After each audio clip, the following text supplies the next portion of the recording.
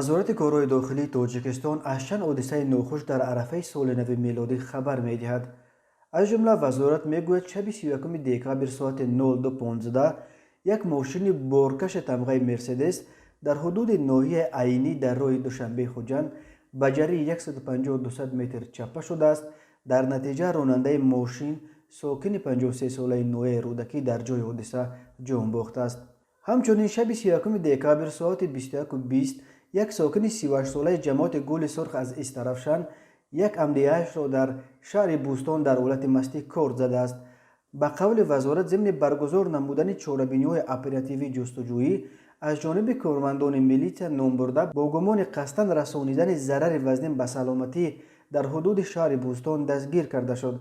گمانبر هنگامی در خیابان اسماعیلی سامانی شهر مذکور قرار داشتند در حالت مستی با مرد 40 ساله ساکن جماعت دهات گل سرخ شهر استرفشان جنگ و جنجال نموده با کرد یک مراتبه به شکمش زده از جای حادثه غیب زده است.